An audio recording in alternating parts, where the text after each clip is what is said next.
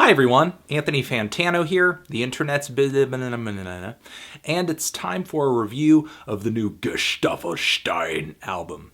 Aleph. Gesaffelstein is the pseudonym for a French electronic music producer who's been making the rounds over the past couple years with some singles, some EPs, some official remixes of artists like Lana Del Rey, and he also helped produce a few tracks from Kanye West's latest album, Yeezus. However, his work did not really grab my attention personally until I heard the lead single from this debut album of his, Pursuit. Really, this track a great combination of techno and house with an array of sounds that feel like they were produced in some kind of industrial facility. There's something so metallic and icy about Gesaffelstein's production on this particular track, more so than other techno music producers. Tracks like Pursuit have a killer, driving kick snare groove, but the sounds on this track also sound like they were sampled from an assembly line 1,000 years from now, in a future where our robot overlords have crushed the human race into submission. Definitely one of my favorite singles of this year with its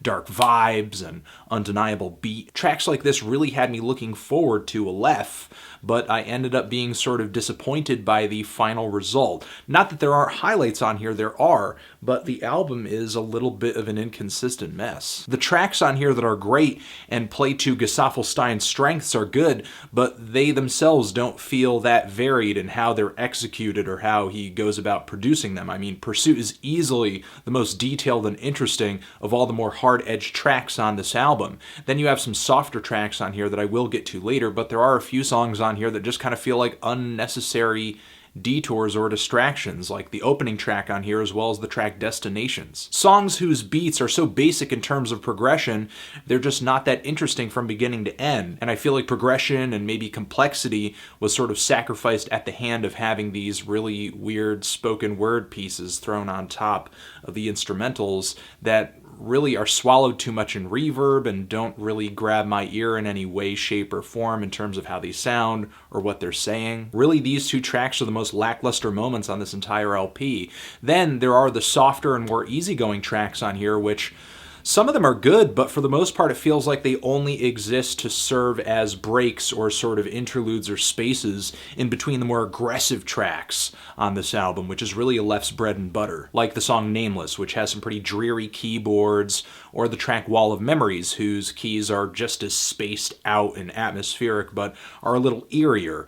Both of which are, good when it comes to bringing a mood to the forefront, but they're not that engaging for the duration of their length, and they're just a little middle of the road, really. These songs don't feel anywhere near as passionate or as urgent as some of the more aggressive tracks on here. Again, the song Piece of Future is sort of an exception to this rule. It is a slower track, but it slowly grows more lavish and intense as it continues on. And then there's the song Values, which has some pretty sweet keyboards on it, and I love the groove that the percussion brings forward because it does feel a little Kraftwerk inspired. The best thing on this album is definitely the bangers, but I'm just not seeing enough contrast or perceived contrast among them to not feel like I'm hearing some filler or some redundancy, especially with so many tracks here kind of following that type of pattern. But really, after listening to this album, Gesaffelstein does sound like a very, very capable producer.